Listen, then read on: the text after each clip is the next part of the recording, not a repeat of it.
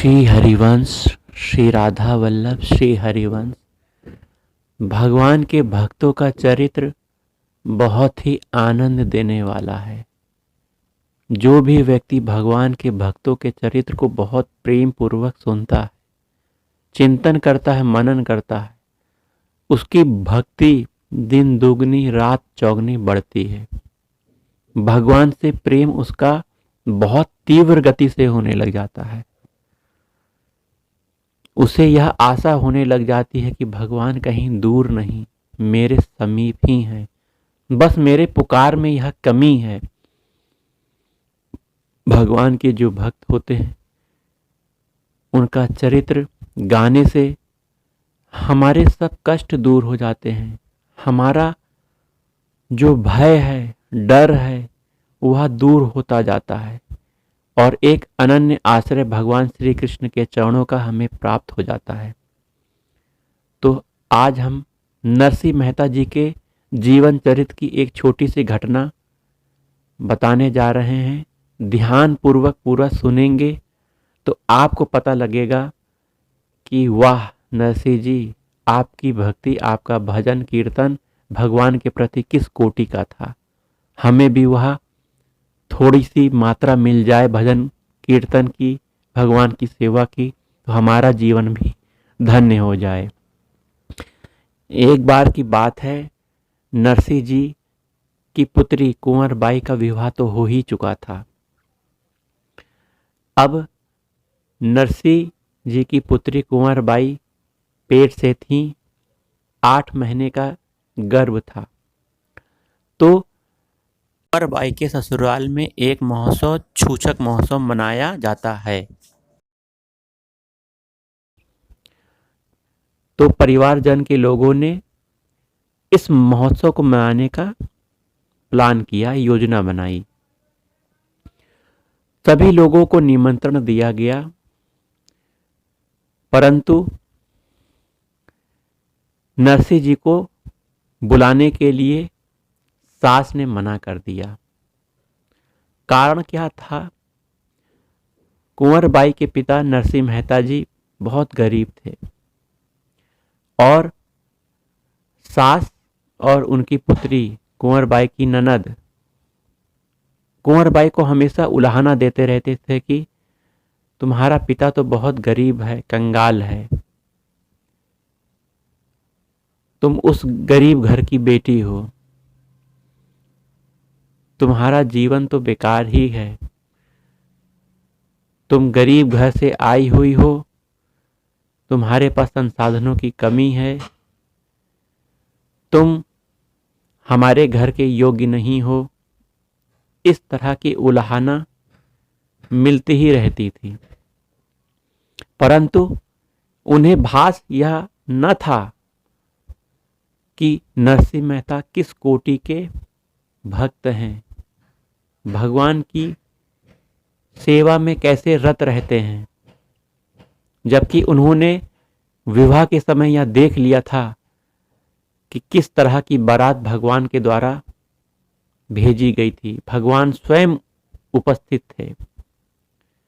लेकिन इन संसार के लोगों को भगवान कहाँ दिखते हैं। परंतु सास और ननद हमेशा उलाहना देते रहते थे कुंवर बाई को। तो ननद ने कहा कि नहीं माँ, इन्हें अगर बुलाया नहीं गया तो इनका अपमान कैसे होगा, इन्हें बुलाओ और इनका अपमान करो। कुंवर बाई यह सब बात सुन रही थी। तो पुरोहित जी के माध्यम से एक पत्र लिखा गया और निमंत्रण भेजा गया। कुंवर बाई ने अकेले में उस पुरोहित को बताया कि हे पिताजी, आप यहाँ मत आइएगा अगर आपके पास कुछ देने के लिए ना हो, क्योंकि यहाँ आपको अपमानित करने की बहुत बड़ी योजना बनाई गई है। आप यहाँ आओगे और कुछ नहीं लेकर आओगे तो बहुत अपमानित करेंगे ये सब लोग, आप कृपया मत आइएगा। पुरोहित जी ने जाकर निमंत्रण पत्र दिया और कुंवर बाई की बातों को भी कह सुनाया। तो नरसिंह मेहता तो भगवान के भक्त थे ही। उन्होंने भगवान से आज्ञा ली कि प्रभु क्या आज्ञा है। भगवान की आज्ञा हुई कि जाओ और महोत्सव को पूर्ण करो। तो जिस दिन जाने का दिन था, गाड़ी की व्यवस्था करनी थी। नरसिंह मेहता जी प्रत्येक घर में गए, किसी ने भी अपनी बैलगाड़ी नहीं दी। लोगों को पता था कि नरसिंह मेहता जी कंगाल हैं, उनके पास कुछ नहीं है, इनकी आवश्यकता आज हम पूरी कर देंगे, लेकिन अगर हमारी कोई आवश्यकता होगी तो इनके घर हम गए तो कुछ मिलेगा ही नहीं। इसीलिए किसी ने देने से मना कर दिया, कोई भी आगे नहीं आया।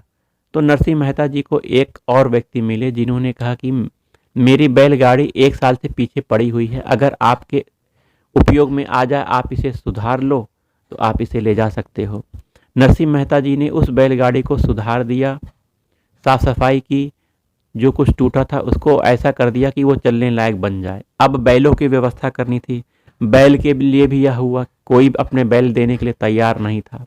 एक व्यक्ति ने कहा कि हमारे 2 बैल रिटायर हो चुके हैं, बूढ़े हो गए हैं, कृपया अगर आप इन बैलों का प्रयोग कर सके तो इसे आप ले जाइए। नरसिंह जी ने उन बैलों को बहुत प्यार से सहलाया और कान में जाके कहा कि जिंदगी भर तुमने इन मनुष्यों की सेवा की है, आज भगवान के भक्तों की भी सेवा कर लो, बहुत पुण्य मिलेगा। वो बैल एक ऐसी ऊर्जा से भर गए और खड़े हो गए, वो भी तैयार हो गए कि हम तैयार हैं। तो बैलों को भूसा उसा देकर, भोजन वोजन देकर उन्हें तैयार किया गया, बैलगाड़ी ठीक की गई। अब छूछक महोत्सव में कुछ ले जाना था, नरसिंह जी के पास कुछ था नहीं। उन्होंने अपने मित्र मंडली को बताया तो 16 सूरदास जी थे जो कि अंधे थे, उन सब मंडली के लोग भी वो भी तैयार हो गए और ये कहने लगे कि अब तो बहुत बढ़िया भोजन प्रसाद की व्यवस्था होगी। नरसिंह जी ने समझाया नहीं, वहाँ खाने को नहीं मिलेगा, यहाँ तो देने जाना है, बेटी का घर है, फिर भी कुछ ना कुछ तो होगा, चलिए भगवान की कृपा से चलते हैं। तो सभी लोग झोला लेकर बैठ गए उस बैलगाड़ी में। उनके झोले में क्या सामान था? भगवान का भजन करने का, कीर्तन का सामान था, माला थी, चंदन था, आदि आदि भजन सामग्रियां झोले में भरी हुई थीं। सभी लोग बैठ गए। कुछ दूर चलते चलते चलते बैल भी थक गए और बैलगाड़ी भी टूट गई। अब तो नरसिंह जी को बहुत चिंता हुई।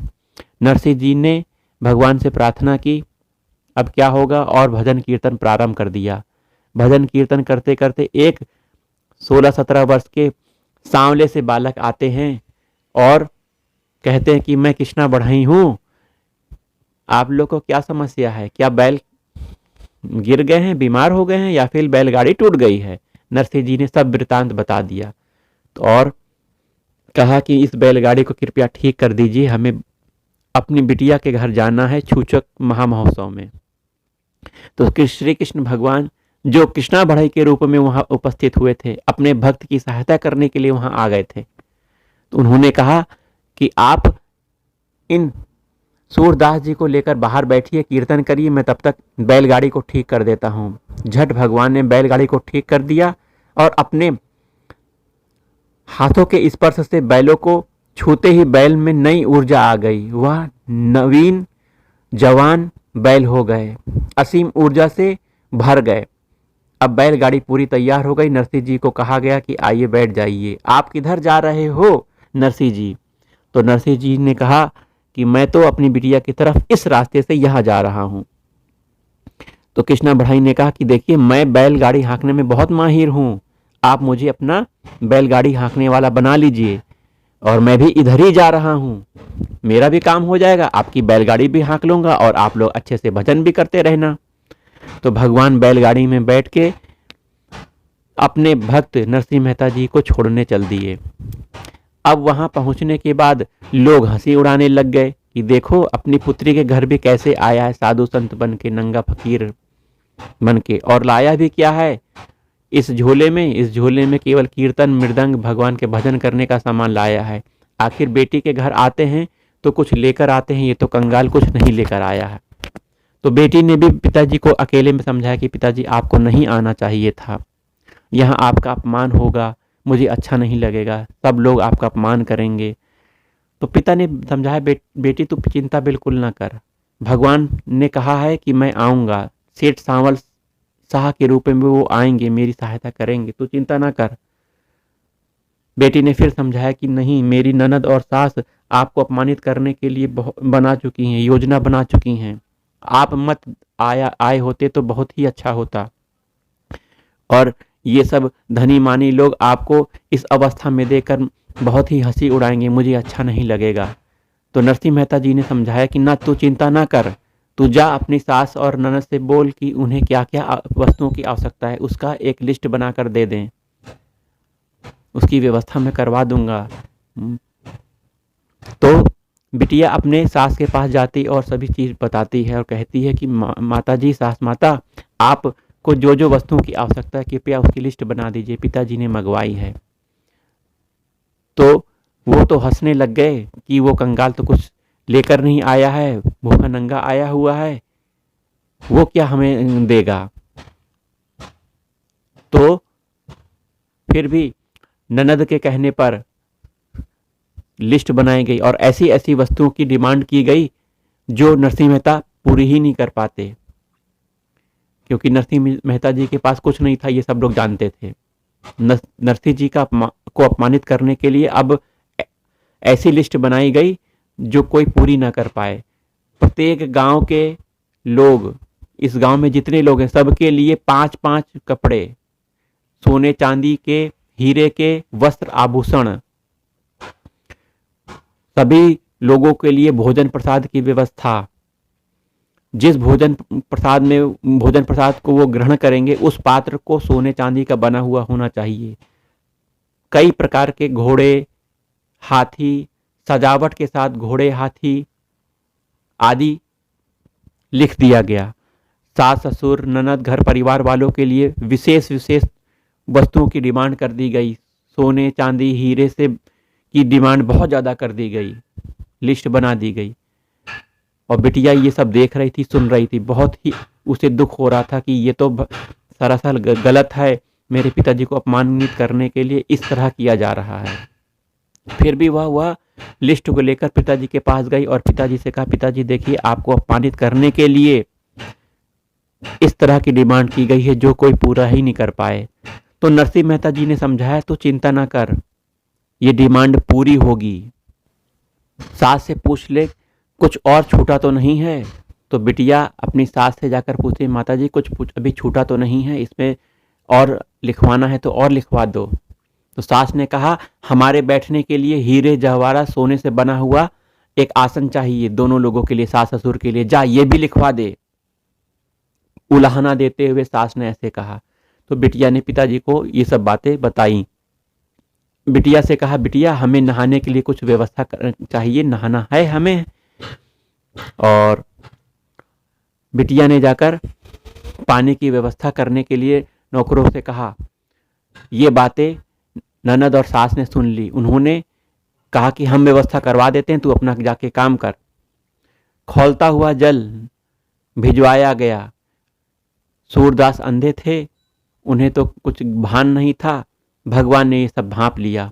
तुरंत भगवान ने अपने भक्तों की रक्षा करने के लिए खूब पानी की बरसात करवा दी। खूब जल बरसात हुई, सब जगह भीग गया। इतना पानी बरसा कि सब ऊपर से घर गिरने लग गए। ऐसे में ननद की मृत्यु हो गई। कुंवर बाई की ननद जो थी उसकी मृत्यु हो गई। अब तो यह बात फैल गई कि अपशगुन हो गया है, नरसिंह जी के आने से इनकी बिटिया मर गई। तो इस तरह कुंवर बाई को बहुत दुख हुआ। वो तो अपने ही गलती की वजह से मर गई, परंतु परम दयालु नरसिंह मेहता जी पास में जाते हैं और भगवान की कृपा से उसे जीवित कर देते हैं। अब जब भगवान की कृपा से, नरसिंह जी के प्रताप से वह जीवित हो गई, फिर लोग उलाहना देने लग गए, घर के लोग, कि ये जादूगर आदमी है, ये तो पहले मारता है फिर जिंदा कर देता है, इससे तो दूर रहना ही ठीक है। अब शाम को भोजन की व्यवस्था हो रही थी। जो घर में मेहमान आए थे, अमीर मेहमान, उनके लिए तो अच्छा अच्छा भोजन प्रसाद बनाया गया था। खीर, पुआ, पूड़ी, कचौड़ी, सब बने हुए थे, परंतु नरसिंह मेहता जी के लिए कुछ नहीं बना था। उनके लिए तो ये कहा गया कि उस कंगाल गरीब को तो ये बासी खिचड़ी ही दे दो। नौकरों से कहकर वह बासी खिचड़ी भिजवा दी गई। रास्ते में नौकर लेकर जा रहे हैं, नौकर लेकर जा रहे हैं उस खिचड़ी को लेकर, तो भगवान स्वयं प्रकट होकर नौकर का रूप धारण करते हैं और उन नौकरों से कहते हैं कि ये जो खिचड़ी आप लेकर जा रहे हो, ये आदेश हुआ है कि घर के मेहमानों को दिया जाए, और जो ये खीर, मालपुआ, पूड़ी, कचौड़ी सब जो बना हुआ है, ये सब खंडहर में बैठे हुए जो नरसिंह मेहता जी हैं, सूरदास उनके जो मंडली बैठी है, इन सबको अच्छे से पकाया जाए। भगवान ने उन नौकरों की मति को भ्रमित कर दिया और नौकरों ने भगवान के कहे अनुसार वो बासी खिचड़ी घर के धनी मानी सेठ लोगों को दे दी और अच्छा अच्छा ताज़ा स्वादिष्ट मालपुआ भगवान के भक्त नरसिंह मेहता जी और उनके साथियों को दे दिया। नरसिंह मेहता जी ने और सूरदास जी ने उस भोजन प्रसाद को पाकर बहुत आनंद प्राप्त किया और उन्होंने यह कहा कि अब इतना अच्छा भोजन हो गया है, अब इसे पचाना भी चाहिए, चलो खूब भजन करते हैं। तो वहाँ भजन चालू हो गया। भजन करते करते अब यह भावना हुई कि नगर कीर्तन हो जाए। सूरदास और नरसिंह मेहता जी नगर कीर्तन के लिए निकल गए, लेकिन घर वाले क्या थे, घर वाले इसे अपनी निंदा समझने लग गए कि देखो हमें अपमानित करने के लिए अब नगर में घूमकर कीर्तन कर रहा है, अपने वस्त्रों का भी ध्यान नहीं है, किस तरह के वस्त्र पहने हैं, शरीर में कुछ कपड़े नहीं हैं, हमें अपमानित कर रहा है। इस तरह के भाव थे उस घर वालों के। बिटिया कुंवर बाई से उन लोगों ने कहा कि इसे तुरंत रुकवाओ, नगर कीर्तन हो रहा है, हमें अपमान हो रहा है, हम अपना अपमान सह नहीं कर सकते, किसी भी तरह से इस नगर कीर्तन को रुकवाओ। तो बिटिया ने कहा, कुंवर बाई ने कहा कि इसे एक ही प्रकार से रोका जा सकता है, उनसे कह दीजिए कि उनके सेठ सांवल शाह सेठ आ गए हैं, जैसे वो सुनेंगे तुरंत आ जाएंगे। तो यही सूचना भिजवाई गई, सेठ सांवल शाह आ गए हैं। नरसिंह मेहता तुरंत भागे भागे भगवान के दर्शन करने आए। भगवान के दर्शन करने आए, लेकिन वहाँ भगवान नहीं थे। उन्हें पता लग गया कि उनके नगर कीर्तन को रोका गया है, तो वहीं घर पे ही वह कीर्तन करने लग गए। अब भगवान वहाँ स्वयं प्रकट हुए। वहाँ पर दूर से वह लोगों से पूछते पूछते आ रहे हैं कि नरसिंह मेहता जी कहाँ विराजे हैं। उनके घर में उनकी बिटिया जो है मायके में छूछक महोत्सव है, उस महोत्सव में मुझे बुलाया गया है, हमें आदेश दिया गया है कि सामग्री की व्यवस्था की जाए, हम तो नरसिंह जी के दास हैं। इस तरह भगवान लोगों से पूछते पूछते उस घर की तरफ बढ़ रहे हैं और लोगों को ये पता लग रहा है कि इतना अधिक साजो सामान, इतना अधिक वस्तुएं, सोने चांदी, घोड़े, हाथी, सब कुछ आए हुए हैं, इतनी व्यवस्था कहीं नहीं हो सकती, बहुत ही अच्छी व्यवस्था है। तो लोगों को यह भान होने लगा कि नरसिंह मेहता जी तो बहुत ही पहुंचे हुए संत महात्मा हैं, रहते बहुत साधारण वेश में हैं, लेकिन अकूत संपत्ति के मालिक हैं। आखिर भगवान जिसको का साथ देते हैं, उनके पास संपत्ति, यश, कीर्ति उनके चरणों में आ जाती है, लेकिन वह इन सबको ग्रहण नहीं करके भगवान को ही ग्रहण करते हैं, भगवान को ही पकड़ते हैं। इस तरह सेठ श्यामल शाह अपनी पत्नी रुक्मणी जी को लेकर वहां पहुंच गए। नरसिंह जी के पहुंचते ही नरसिंह मेहता जी ने भगवान को प्रणाम किया और रोने लगे। कुछ कहा नहीं क्योंकि लोग समझ जाते। तो भगवान ने अपनी लीला प्रारंभ की। अपने सेवकों के माध्यम से उस लिस्ट को, जिसमें जो जो वस्तुओं की डिमांड की गई थी, जो जो वस्तुएं मांगी गई थी, दुगना दुगना करके भगवान ने सबको देना प्रारंभ कर दिया। सबकी इच्छाएं तृप्त होने लगी, सब बहुत खुश होने लग गए। धीरे धीरे सभी ग्रामीण वासियों को सब सामान दुगना दुगना मिल गया। हीरे जवाहरात से भर दिया भगवान ने, कपड़ों से भर दिया। घर के सभी लोगों को उतनी सामग्री दी गई जो लिखी नहीं गई थी, उससे कई गुना भगवान ने दी। सभी गांव वालों को, सभी लोगों को बहुत बढ़िया बढ़िया भोजन प्रसाद भी भगवान ने खिलवा दिया। और किस पात्र में खिलाया था? सोने चांदी के बने हुए पात्र में भगवान ने इसको खिलाया। और भगवान ने ये भी कह दिया ये सब पात्र आप अपने घर ले जा सकते हैं। और भगवान ने वह लिस्ट में जो लिखा था, जो डिमांड हुई थी, बैठने के लिए हीरे सोने का बना हुआ आसन चाहिए, तो 2 बहुत सुंदर, बहुत महंगे हीरे जवाहरात से बने हुए आसन को लाकर दे दिया। इस तरह नरसिंह मेहता जी के मान रखने के लिए भगवान ने ये सब किया। जब भगवान ये सब करके लौट गए तो एक औरत जिसे कुछ नहीं मिला था वो दौड़ी दौड़ी आई और कहने लगी मुझे भी चाहिए, मुझे कुछ नहीं मिला, मैं छूट गई हूँ। तो नरसिंह जी ने कहा मेरे पास तो कुछ नहीं है बिटिया, कुंवरबाई तुम अपने पास तुम्हारा जो कुछ है उसको इसको दे दो। तो कुंवरबाई देना चाही, लेकिन उस स्त्री ने मना कर दिया, मैं तो उन्हीं से लूंगी जो देने आए थे, बहुत सुंदर है, मैं उनका चेहरा भी देखना चाहती हूँ। तो भगवान से प्रार्थना करके नरसिंह मेहता जी ने भगवान को फिर बुला